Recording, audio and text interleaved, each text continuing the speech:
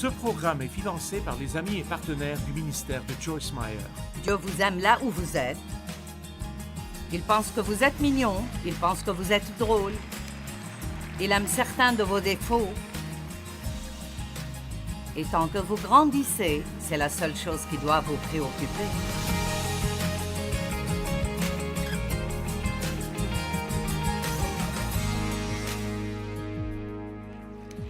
Je prie pour que la parole de cet après-midi soit riche et puissante et exactement ce que vous devez entendre, pour que vous retourniez chez vous, prêt à affronter certaines des choses dont vous devez vous occuper, mais vous le ferez comme Jésus le ferait, au lieu de comme vous le feriez peut-être. Nous allons donc parler aujourd'hui des moyens d'éviter de perdre votre temps.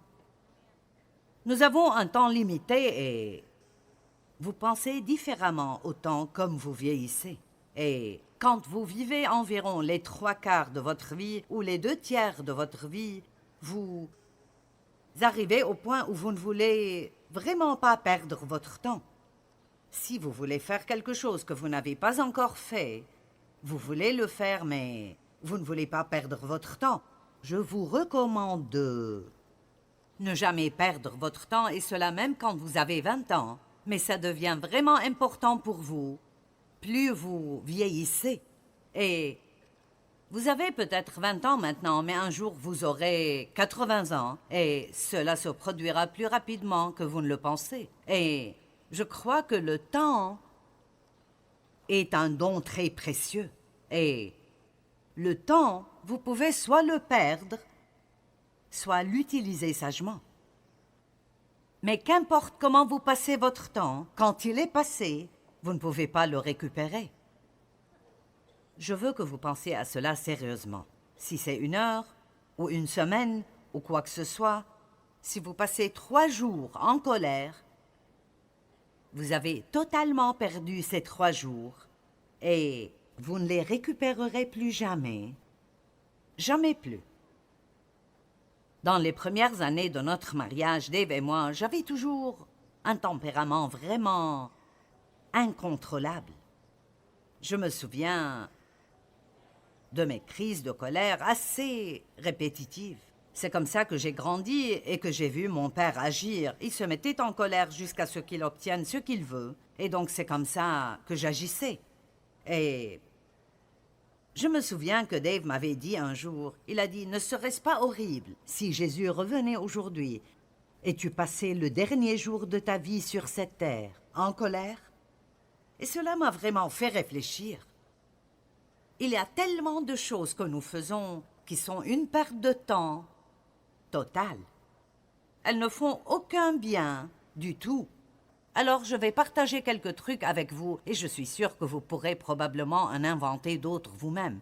Mais que diriez-vous si nous nous engageons à commencer à investir notre temps plutôt que de le perdre parce que nous ne voulons pas arriver à la fin de notre vie en n'ayant que des regrets?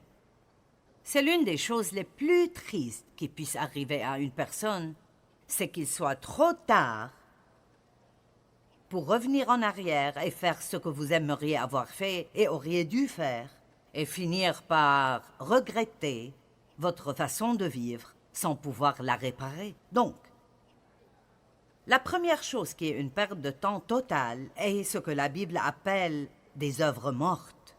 Maintenant, Dieu veut que nous fassions de bonnes œuvres, mais il veut que nous évitions les œuvres mortes. Donc, quelles sont les œuvres mortes? Eh bien, les œuvres mortes sont notre énergie qui essaye de faire ce que seul Dieu peut faire. Savez-vous combien c'est difficile d'essayer de faire que quelque chose arrive, que seul Dieu peut faire arriver? Et plus vous essayez de le faire, plus le désordre que vous causez est grand. Quelqu'un a-t-il jamais expérimenté cela? Nous le voyons clairement avec Abraham et Sarah. Quand ils voulaient avoir un enfant et Dieu leur avait fait une promesse, et c'était une promesse qu'il était impossible d'accomplir sans Dieu, parce qu'ils étaient tous deux bien au-delà de l'âge de procréer. Abraham avait 100 ans. Sarah était proche de cela, près de 90 ans, elle avait passé l'âge de procréer. et ils n'avaient jamais eu d'enfants. Dieu leur avait promis qu'ils en auraient, mais ils en avaient marre d'attendre. Quelqu'un ici est-il fatigué d'attendre? Donc, ils en ont eu marre d'attendre cette promesse, surtout Sarah. Mais c'était aussi la faute d'Abraham parce qu'il suivit son conseil. Parfois, vous devez suivre le conseil de la femme, mais parfois vous devez dire non, car nous pouvons parfois avoir tendance à être un peu émotifs. Et donc, je suppose qu'un jour, Sarah était vraiment fatiguée d'attendre et elle a eu une idée brillante. Vous savez ce qu'est une idée brillante? C'est quand vous faites « Ah, c'est ce que je vais faire et ça va marcher. Ah, c'est... » Et alors nous disons même « C'est ce que Dieu veut que je fasse. » Vous savez, Dieu nous parle à travers nos pensées, mais chaque pensée que vous avez n'est pas Dieu.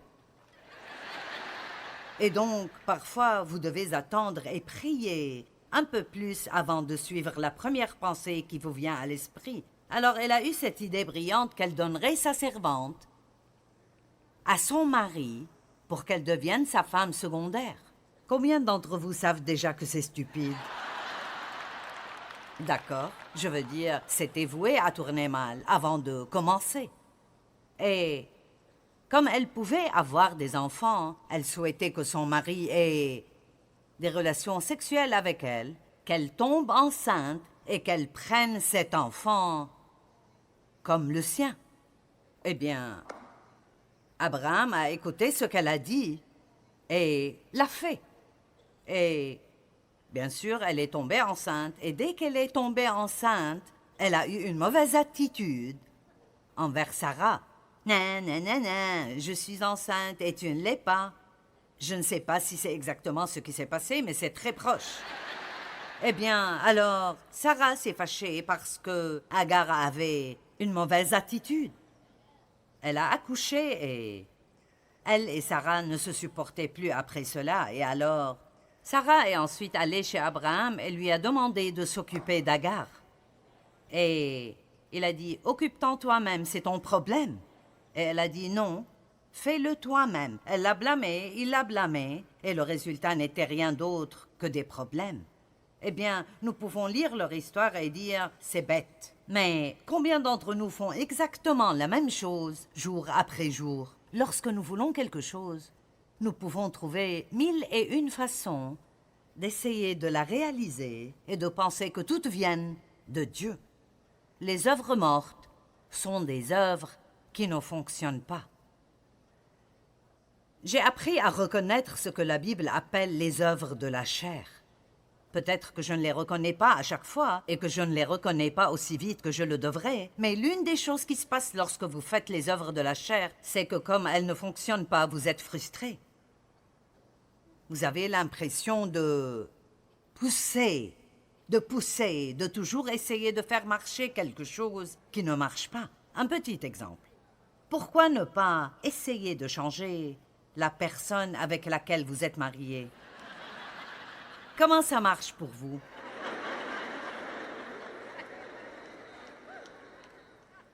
C'est tellement aggravant parce que vous ne voulez pas qu'ils fassent ce qu'ils font ou il y a quelque chose que vous voulez qu'ils fassent et qu'ils ne font pas.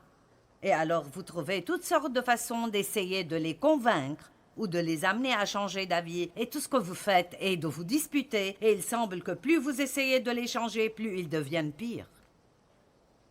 Les gens n'aiment pas être forcés de faire des choses. Personne n'aime être contrôlé. Et la vérité est que si le cœur n'est pas changé, aucun changement ne durera de toute façon. Et Dieu est le seul qui puisse changer un cœur. Donc Dieu est le seul qui puisse réellement changer les gens. Et si vous ne l'avez pas remarqué, nous sommes tous un peu différents. Et beaucoup d'entre vous sont mariés. Si vous êtes marié à quelqu'un qui est votre opposé. Amen. Je veux dire, Dave et moi, nous sommes... Vous ne trouverez jamais deux personnes qui soient aussi différentes que Dave et moi. Et nous sommes mariés depuis 51 ans. Maintenant, certaines décisions ont dû être prises en cours de route, que nous allions tout faire pour que ça marche, et que nous devions tous les deux nous entendre sur l'idée que nous allions cesser d'essayer de nous changer mutuellement. Puis-je vous dire que si vous voulez avoir un mariage durable et que vous voulez avoir la paix chez vous, vous devez rentrer chez vous et cesser d'essayer de changer la personne avec laquelle vous êtes marié. J'ai dit, vous devez rentrer chez vous et...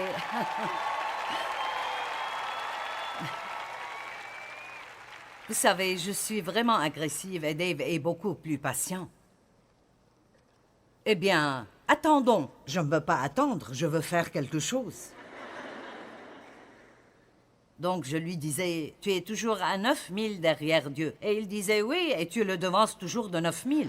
Mais la vérité est que la raison pour laquelle vous vous retrouvez avec quelqu'un de différent de vous, c'est que si vous apprenez à travailler ensemble, vous vous gardez à l'abri des ennuis. Amen. Mais ce qui se passe normalement, c'est que deux personnes se marient ou vous avez de nouveaux amis et cela se produit avec vos enfants. Vous essayez de faire que tout le monde soit comme vous. Et c'est insensé parce que bien souvent, vous ne vous aimez pas et vous essayez de faire que tous les autres soient comme vous et vous ne les aimerez pas plus alors que vous les aimez maintenant. Nous sommes tous différents. Vous ne pouvez pas être quelqu'un d'autre. Vous feriez donc mieux d'exceller en qui vous êtes. Dieu ne vous aidera jamais à être quelqu'un d'autre que ce que vous êtes. Et non seulement cela, vous devez vous aimer et vous apprécier, et non simplement regarder toutes vos faiblesses, mais regarder vos forces et laisser Dieu les utiliser assez fin sur la terre. Quand vous arrêtez d'essayer de faire que vos enfants soient ce que vous voulez qu'ils soient, allez. Souvent, nous voulons vivre nos rêves non réalisés à travers nos enfants. Nous voulons qu'ils fassent ce que nous voulons, et la seule chose qui va se passer, c'est qu'ils vont finir par ne plus vous aimer et peut-être ne plus vouloir aucune relation avec vous, parce que tout le monde veut être libre de prendre leur choix seul. La Bible dit « Instruis l'enfant selon la voie qu'il doit suivre ». Et la Bible amplifiée dit « selon sa propre personnalité ou son propre penchant ». Éduquez vos enfants comme Dieu le veut et non comme vous le voulez. Eh bien, j'ai élevé 4 enfants et ils sont tous vivants et je le suis aussi. Et je n'ai pas le temps de le faire, mais je pourrais vous raconter des histoires avec chacun d'eux où je pensais que nous ne pourrions jamais nous en sortir. L'une de mes filles en particulier était extrêmement désordonnée, désorganisée, très oublieuse et irresponsable. Je pensais avec certitude que quand elle quitterait la maison, elle se perdrait et ne saurait jamais se retrouver. Et ce qui est si drôle maintenant, c'est cette fille, qui est ma fille aînée, elle s'appelle Laura, elle s'est même donné un titre, elle se nomme la main majeure, car elle me gère à moi et gère ma vie. Elle s'occupe de toutes nos factures, elle fait toutes mes courses, elle fait tellement de choses pour moi et fait un travail si extraordinaire. Elle et moi parlions l'autre jour et elle a dit « Je pense que même pour moi, assumer cette responsabilité et voir que Dieu m'a ointe pour l'assumer m'a vraiment aidé à grandir et même à me sentir mieux dans ma peau. Vous seriez parfois surpris de ce que vous êtes capable de faire si vous preniez simplement un risque et sortiez et tentiez de le faire. Je n'aurais jamais imaginé, même dans mes rêves les plus fous, que Laura serait celle qui s'occuperait de moi parce que je pensais qu'elle ne pourrait même pas s'occuper d'elle-même. Donc je vous le dis pour vous donner de l'espoir pour vos enfants, que peu importe où ils se trouvent, les choses vont sûrement aller beaucoup mieux. Amen.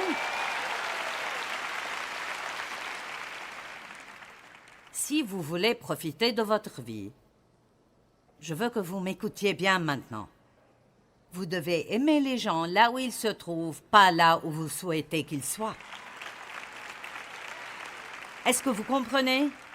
Aimez-les là où ils se trouvent, pas là où vous voulez qu'ils soient. C'est ce que Jésus a fait pour nous. Il nous rencontre là où nous en sommes. Il nous aime là où nous sommes. Et à cause de cet amour inconditionnel, nous y répondons en voulant être tout ce qu'il veut que nous soyons. Si vous donnez aux gens de l'amour et de l'acceptation, ils seront plus susceptibles de vous donner ce que vous voulez que si vous essayez de les forcer tout le temps à changer. Une autre œuvre, je dirais une œuvre de la chair énorme, est d'essayer de se changer soi-même. Cela peut sembler un peu étrange parce que vous entendez la prédication et vous devez faire ceci et cela, et je vous ai dit que vous devez marcher dans le fruit de l'esprit et que vous devez aider les autres personnes, et tout cela est vrai. Mais voici le problème. Si vous essayez de le faire par vous-même, sans impliquer Dieu, vous ne réussirez pas. Les œuvres de la chair sont soit un plan pour essayer de faire se produire dans notre vie quelque chose que Dieu ne nous a pas donné les directives pour faire, ou il peut s'agir de quelque chose que Dieu nous a demandé de faire, mais nous essayons de le faire sans l'aide de Dieu. Et peu importe le nombre de fois où nous avons réussi à faire quelque chose, chaque fois que vous essayez de le faire à nouveau, vous aurez besoin de Dieu. J'ai prêché des milliers et des milliers et des milliers de messages. J'y pensais et je l'ai dit à voix haute. J'ai beaucoup prêché dans ma vie. Je veux dire, ça fait 42 ans que je fais ça, alors ce n'est pas comme si c'était la première fois, mais je peux vous promettre que je ne suis pas venue ici sans demander à Dieu de m'aider. Je ne suis pas venue ici sans m'appuyer sur Dieu et lui faire savoir que ce serait un échec total et un désastre s'il ne se présentait pas. Et donc, peu importe à quel point vous pensez être bon dans quelque chose, le meilleur moyen de mordre la poussière est de commencer à penser que vous pouvez le faire vous-même, sans lui. Jean 15, Jésus dit « En dehors de moi, vous ne pouvez rien faire. » Maintenant, cela ne signifie pas vraiment que nous ne pouvons rien faire, mais cela signifie que nous ne pouvons rien faire qui puisse vraiment réussir. Nous ne pouvons rien faire en ayant une vraie paix à ce propos et en ayant une vraie joie de le faire sans nous appuyer sur lui. Je vous suggère donc de vous appuyer sur Dieu et d'apprendre à demander de l'aide à Dieu environ 5000 fois par jour. Dieu, aide-moi, aide-moi. Écoutez, je n'essaye même pas de mettre mes lentilles sans demander à Dieu de m'aider. Amen. Donc, les œuvres mortes, c'est une perte de temps, car vous pouvez travailler et travailler et travailler, et ça ne fonctionnera jamais. Quand je parle de ne pas essayer de vous changer, les exemples auxquels je pense sont...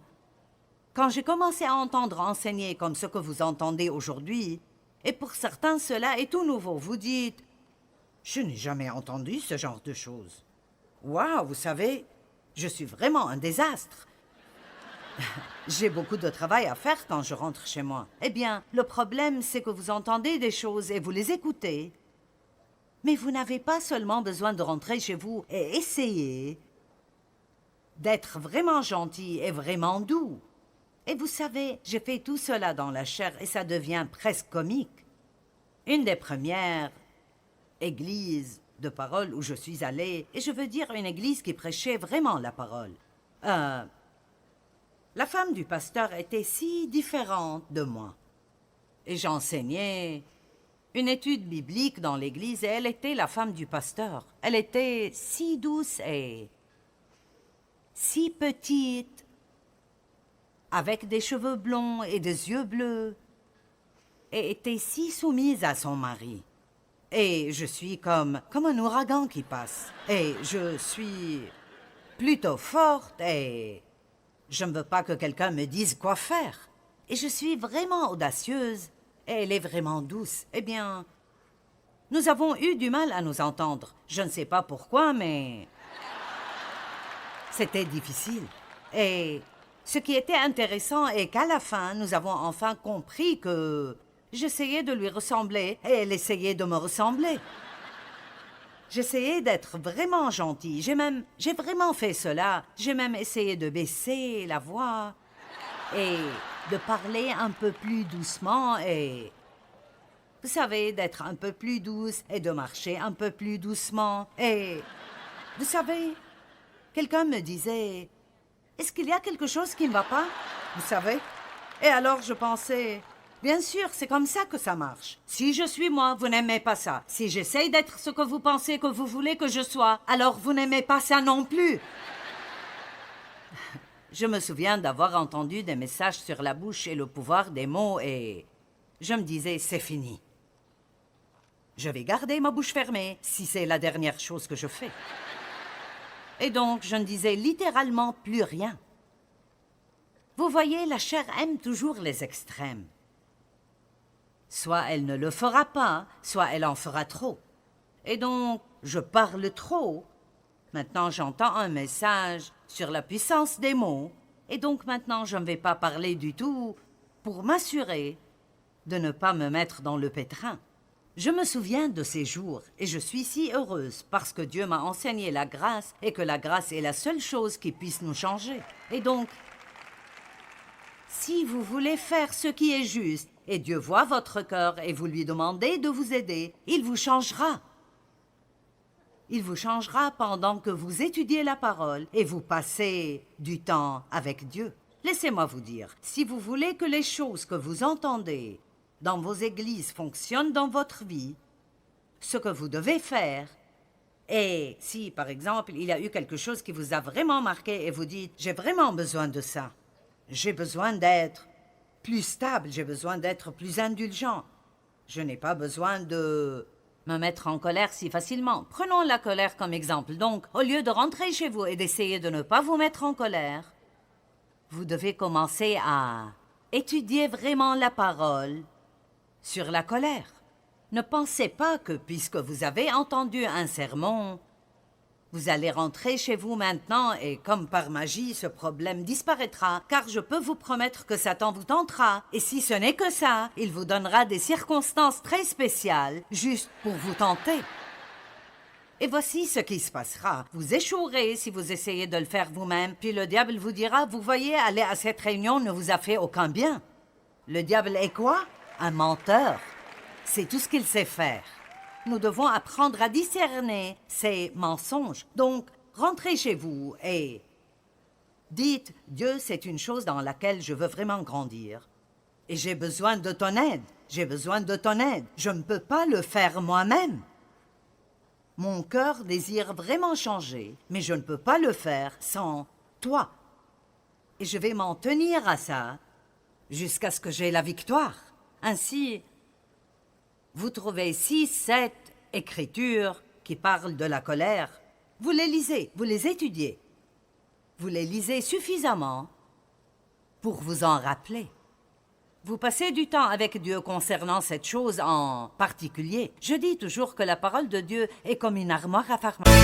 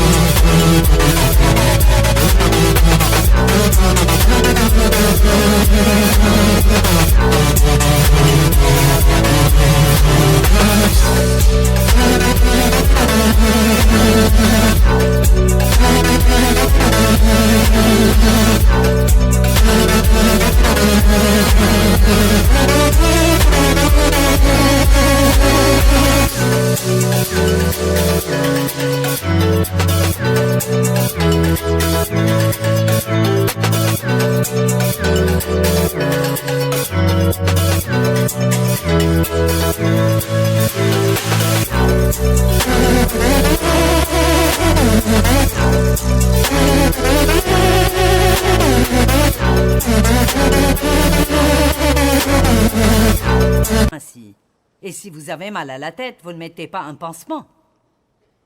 Et si vous êtes colérique, étudier la prospérité ne vous aidera pas. Vous devez étudier des sujets spécifiques pour des problèmes spécifiques. C'est comme prendre des médicaments pour votre âme.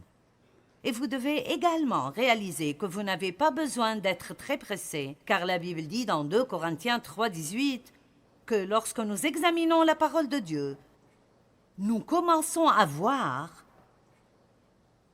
ce que nous sommes censés être et ce que nous sommes et comment Dieu nous change de gloire en gloire, c'est-à-dire petit à petit. Et cela se produit par l'Esprit de Dieu, pas par ma propre détermination, ni par ma propre volonté, mais Dieu nous change parce qu'il voit notre cœur et nous faisons les choses comme il faut.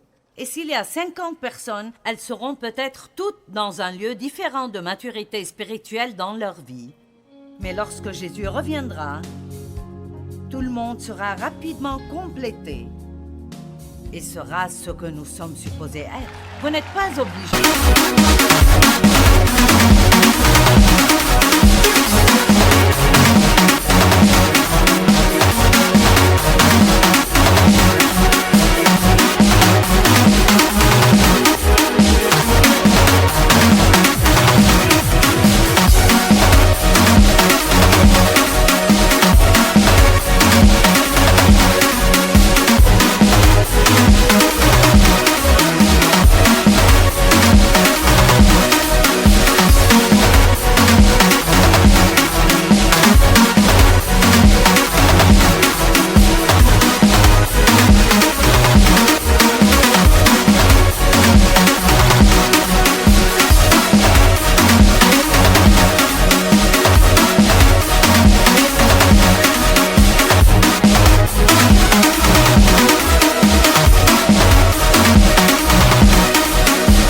D'être arrivé, vous avez juste besoin d'être en chemin. Amen. Nous perdrons notre temps lorsque nous essayons de faire ce que seul Dieu peut faire dans nos vies. Quand nous lui faisons confiance, il peut nous changer et nous rendre très féconds. Et sa force et sa paix nous appartiendront. Nous allons profiter du voyage de la vie.